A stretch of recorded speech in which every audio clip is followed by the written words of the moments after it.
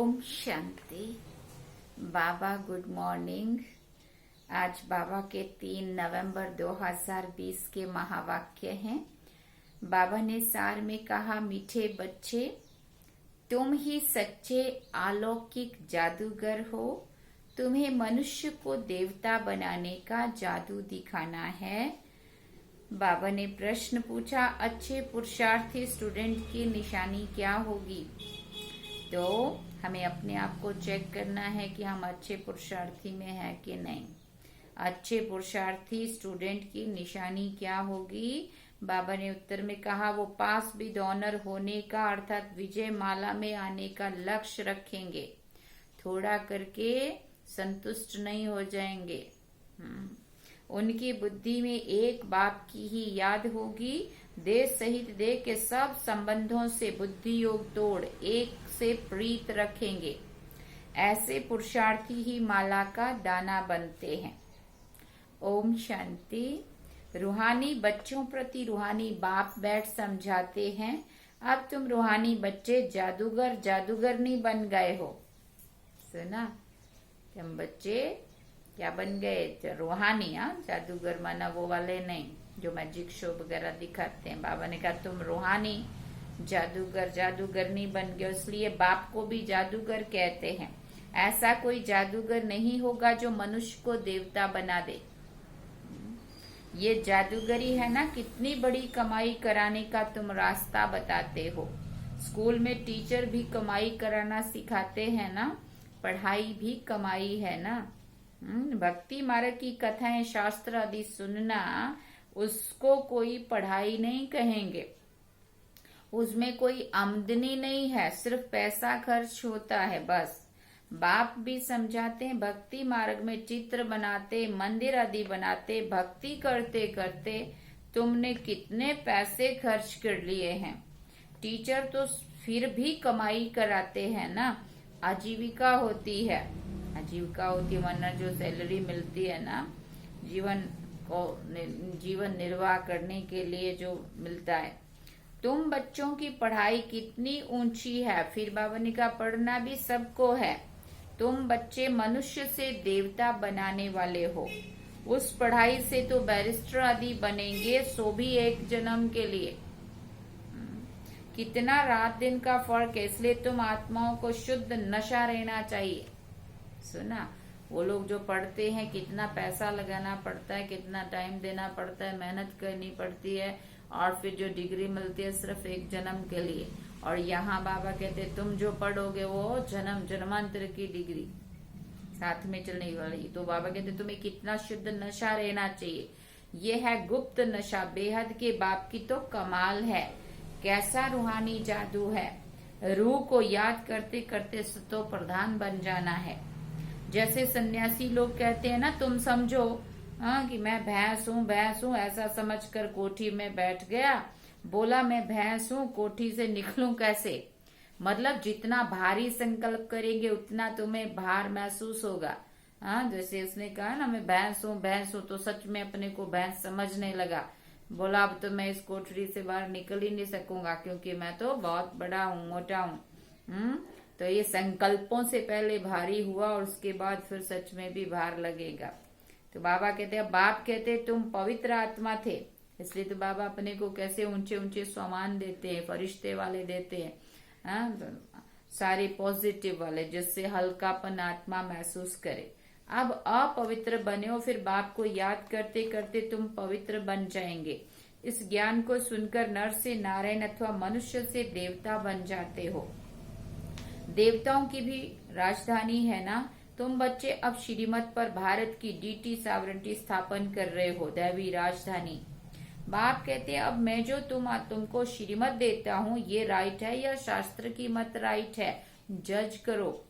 गीता है सर्वशास्त्रमयी शिरोमणि श्रीमद भगवत गीता, ये खास लिखा है। अब भगवान किसको कहा जाए? जरूर सब कहेंगे निराकार शिव। हम आत्माएं उनके बच्चे ब्रदर हैं।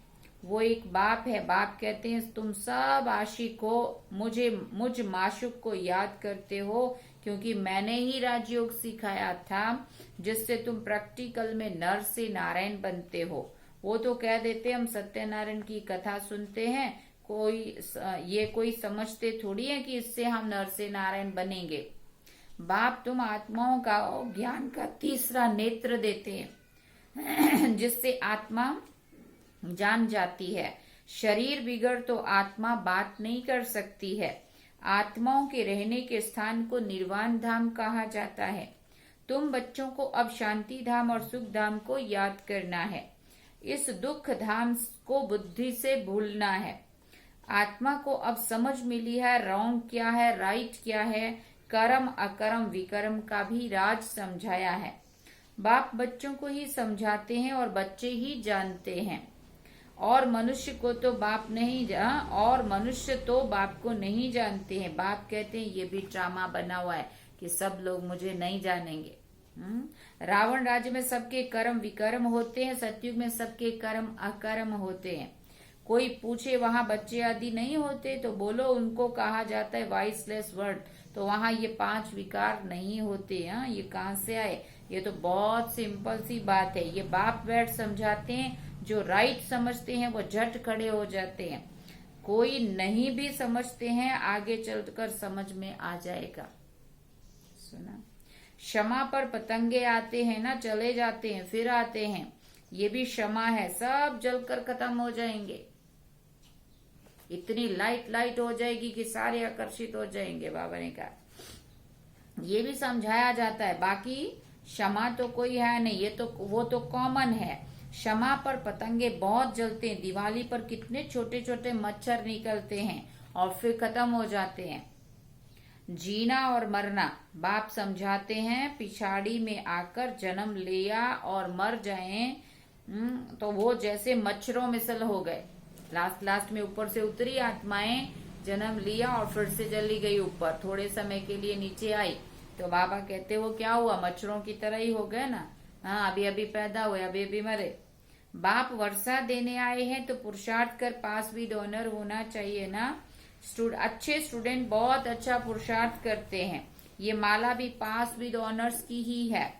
जितना हो सके पुरुषार्थ करते रहो। विनाश काले विपरीत बुद्धि कहते हैं ना, इस पर भी तुम समझा सकते हो। हमारी बाप के साथ प्रीत बुद्धि है। एक बाप के सिवाय हम कोई को भी याद नहीं करते हैं। बाप कहते हैं देह सहित देह के सब संबंध छोड़ मामेकम याद करो। छोड़ माना बुद्धि से भूल, डिटैच हो जाओ।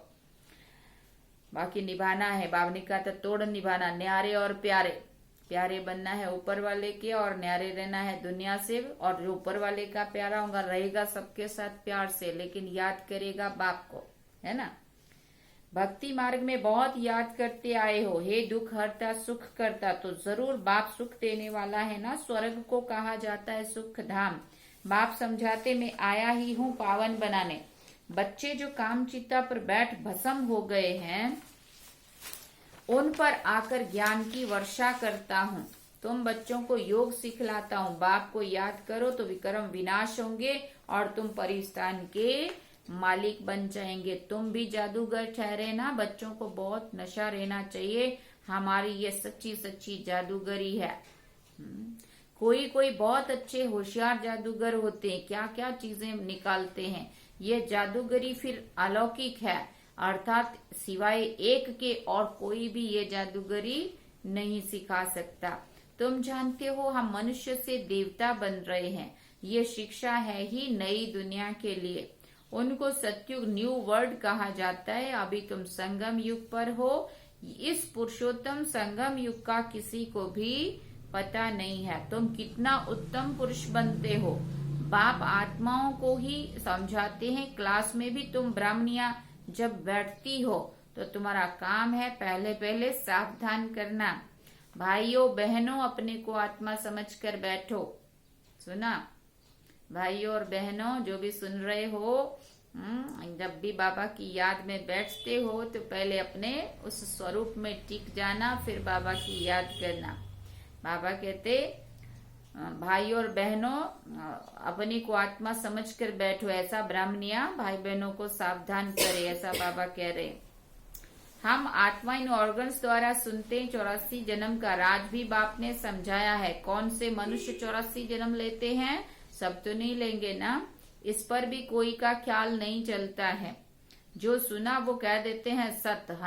हनुमान पवन से निकला तो कहेंगे सत्य, बोले वो पवन पुत्र था। बाबा कहते फिर दूसरों को भी ऐसी ऐसी बातें सुनाते रहते और सत सत करते रहते। अभी तुम बच्चों को राइट और रॉन्ग समझने की ज्ञान चक्षु मिली है तो राइट कर्म ही करना है। तुम समझाते हो हम बेहद के बाप से ये वर्षा ले रहे हैं, तुम सब पुरुषार्थ करो। वो बाप भी सभी आत्माओं का पिता है। तुम आत्माओं को बाप कहते हैं, अब मुझे याद करो, अपने को आत्मा समझो। आत्मा में ही संस्कार है, संस्कार ले जाते। कोई का नाम छोटेपन में बहुत हो जाता है तो समझा जाता है इसने अगले जन्म में ऐसे कोई कर्म किए हैं। कोई ने कॉलेज आदि बनाई है तो दूसरे जन्म में अच्छा पढ़ते हैं। कर्मों का हिसाब है ना। सतयुग में विकर्म की बात नहीं होती है। कर्म तो जरूर करेंगे, राज्य करेंगे, खाएंगे, परंतु उल्टा कर्म नहीं करेंगे। कर्म तो सब कुछ करेंगे लेकिन उल्टा कर्म नहीं होगा।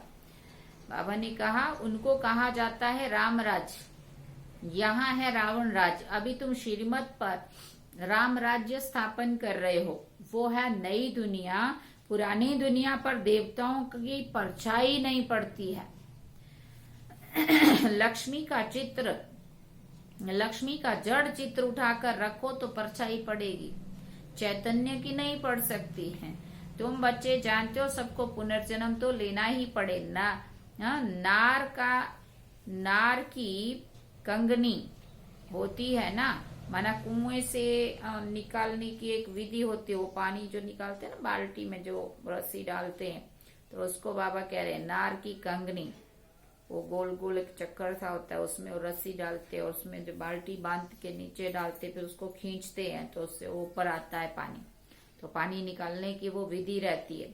तो कुएं से पानी निकालने की एक विधि होती है, उसको नार की कंगनी कहा होती है, फिरती रहती है। ये भी तुम्हारा चक्र फिरता रहता है। देखो आज बाबा ने नार की कंगनी माना, कुएं से पानी निकालने वाली वो चक्री, उसको याद किया। बहुत जानते होंगे उसके बारे में। इस पर ही दृष्टांत समझाए जाते। पवित्रता तो सबसे अच्छी है।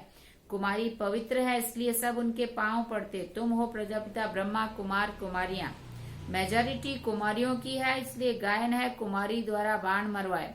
ये है ज्ञान बाण। तुम प्रेम से बैठकर समझाते हो। बाप सतगुरु तो एक ही है, वो सर्व का सदगति दाता है। भगवान उवाच मन मना भव, ये भी मंत्र है ना, इसमें ही मेहनत है। इस अपने को आत्मा समझ बाप को याद करो, ये है गुप्त मेहनत। आत्मा ही तमो प्रधान बनी है, फिर सतो प्रधान बनना है। बाप ने समझाया है आत्मा और परमात्मा अलग रहे बहुकाल। जो पहले पहले बिछुड़े हैं मिलेंगे भी पहले उनको। इसलिए बाप कहते हैं लाडले सिकिल दे बच्चे। सुना, बाप जानते हैं कब से भक्ति शुरू हुई है। आधा कल्प, आधा है। आधा कल्प ज्ञान, आधा कल्प भक्ति। दिन और रात 24 घंटे में भी 12 घंटे एएम और 12 घंटे पीएम होता है, सुबह और शाम। कल्प भी आधा आधा है। ब्रह्मा का दिन, ब्रह्मा की रात। फिर कलयुग की आयु इतनी लंबी क्यों देते हैं? अभी तुम राइट रॉन्ग उनको बता सकते हो। शास्त्र सब है भक्ति मार्ग के। फिर भगवान आकर भक्ति का फल देते हैं। भक्तों का रक्षक कहा जाता है ना। आगे चलकर तुम सन्यासियों आदि को बहुत प्यार से बैठकर समझाएंगे। तब तो वो लोग बिल्कुल भी नहीं सुनते थे, लेकिन अभी बहुत प्यार से वो समझते भी हैं और बहुत अच्छा वो निश्चय बुद्धि भी बन रहे हैं। तुम्हारा फॉर्म तो वो भरेंगे नहीं, माँ बाप का नाम लिखेंगे नहीं। कोई बताते हैं बाबा जाकर पूछते थे क्यों सन्यास किया, कारण बताओ। विकारों का सन्यास करते हैं तो घर का भी सन्यास करते हैं। अभी तुम सारी पुरानी दुनिया का सन्यास करते हो, नई दुनिया का तुमको साक्षात्कार करा दिया है। वो है voiceless word, heavenly God father है, हेवन स्थापन करने वाला। फूलों का बगीचा है ना, कांटों को फूल बनाते हैं। नंबर 1 कांटा है काम कटारी, काम के लिए कटारी कहते हैं। क्रोध को भूत कहेंगे। देवी देवता डबल अहिंसक थे ना। निर्विकारी देवताओं के आगे विकारी मनुष्य जाकर सभी माथा टेकते हैं। अब तुम बच्चे जानते हो हम यहाँ आए हैं पढ़ने के लिए। बाकी उन सत्संगों आदि में जाना तो कॉमन बात है। ईश्वर सर्वव्यापी क्या देते हैं? बाप कभी सर्वव्यापी होता है क्या? बाप से तुम बच्चों को वर्षा मिलता है। बाप आकर पुरानी दुनिया को नई दुनिया स्वर्ग बनाते हैं। कोई तो नरक को भी नरक नहीं मानते हैं। साहूकार लोग समझते हैं फिर स्वर्ग में रखा क्या है। हमारे पास धन महल विमान आदि सब कुछ है, इसीलिए हमारे लिए यहाँ यही स्वर्ग है। नरक उनके लिए है जो कीचड़े में रहते हैं। इसलिए भारत कितना गरीब कंगाल है। फिर हिस्ट्री रिपीट होनी है। तुमको नशा रहना चाहिए। बाप हमको फिर से डबल सिरताज बनाते हैं। पास्ट प्रेजेंट फ्यूचर को भी तुम बच्चे जान गए हो। सतयुग त्रेता की कहानी बाबा ने बताई है। फिर बीच में हम नीचे गिरते हैं। वाम मार्ग है विकारी मार्ग। अब फिर बाप आया हुआ है। अब अपने को सुदर्शन चक्रधारी समझते हो? हाँ, ऐसे नहीं कि चक्र फिराते हो जिससे गला कट जाए। श्री कृष्ण को चक्र दिखाते कि दैत्यों को मारते हैं, ऐसी कोई बात हो ना सके। वो कोई स्थूल में किसी की हिंसा नहीं करते हैं। वो तो सुदर्शन चक्र है जिससे बुराइयों को काटने की बात हुई है। वहां देवताओं को तो ये ज्ञान ही नहीं रहेगा। वहां है ही सदगति, इसलिए उनको कहा जाता है दिन। रात में तकलीफ होती है। भक्ति में कितने हठ आदि करते हैं दर्शन करने के लिए, हठ योग। नौदा भक्ति वाले प्राण निकालने के लिए भी तैयार हो जाते हैं, तब साक्षात्कार होता है। अल्पकाल के लिए चाहना पूरी होती है ड्रामा अनुसार। बाकी ईश्वर कुछ नहीं करता है। आधा कल्प भक्ति का पाठ चलता है। अच्छा, मीठे मीठे सिकिल दे बच्चों प्रति माता पिता बाप दादा का याद प्यार और गुड मॉर्निंग। रूहानी बाप की रूहानी बच्चों को नमस्ते। हम रूहानी बच्चों की रूहानी माता पिता बाप दादा को दिलवा जान सिकवा प्रेम से याद प्यार, गुड मॉर्निंग, नमस्ते, थैंक्स बाबा। अब धारणा के लिए मुख्य सार है। पहला पॉइंट, इस रूहानी नशे में रहना है कि बाबा हमें डबल सिरताज बना रहे हैं। हम हैं स्वदर्शन चक्रधारी ब्राह्मण। पास्ट प्रेजेंट फ्यूचर का ज्ञान बुद्धि में रखकर चलना है। दूसरा पॉइंट, पास विद ऑनर होने के लिए बाप से सच्ची सच्ची प्रीत रखनी है। बाप को याद करने की गुप्त मेहनत करनी है। वरदान है सर्व गुणों के अनुभव द्वारा बाप को प्रत्यक्ष करने वाले अनुभवी मूर्त भव। सर्व गुणों के अनुभव द्वारा बाप को प्रत्यक्ष करने वाले अनुभवी मूर्त भव। जो बाप के गुण गाते हैं उन सर्व गुणों के अनुभवी बनो। जैसे बाप आनंद का सागर है तो उसी आनंद के सागर की लहरों में लहराते रहो। जो भी संपर्क में आए उसे आनंद प्रेम सुख सब गुणों की अनुभूति कराओ। ऐसे सर्व गुणों के अनुभवी मूर्त बनो तो आप द्वारा बाप की सूरत प्रत्यक्ष हो, क्योंकि आप महान आत्माएं ही परम पिता परमात्मा को अपने अनुभवी मूर्त से प्रत्यक्ष कर सकती हो। स्लोगन में बाबा ने कहा, कारण को निवारण में परिवर्तन कर अशुभ बात को भी शुभ करके उठाओ। कारण को निवारण में परिवर्तन कर अशुभ बात को भी शुभ करके उठाओ। जैसे नेगेटिव को भी पॉजिटिव लेना, माना कंकड़ नहीं चुगना लेकिन मोती चुगना। जैसे हंस और बगुला होते हैं ना दोनों, तो हंस की नजर जाती है मोती पे और बगुले की नजर जाती है कंकड़ पत्थर गंध पे। तो हम क्या हैं वो हमें देखना है। अगर हम बाबा के बच्चे हैं, पवनहार देव आत्माएं हैं, बाबा हमें देवता बना रहा है, तो हमारी नजर किसी के भी नेगेटिविटी के ऊपर नहीं जाएगी। हमेशा पॉजिटिव सोचेंगे और पॉजिटिव ही उठाएंगे। किसी का नेगेटिव भी होगा तो उसका वो देखा अनदेखा करके उसमें अच्छा क्या है वो हर बात को पॉजिटिव में परिवर्तन करके समझेंगे, ले लेंगे। अच्छा, ओम शांति। ये थे आज के बाबा के महावाक्य। बाबा ने सार में कहा, तुम ही मीठे बच्चे, तुम ही सच्चे अलौकिक जादूगर हो। तुम्हें मनुष्य को देवता बनाने का जादू दिखाना है। ये है आज की मुरली। अब हम बाबा को याद करते हैं 2 मिनट।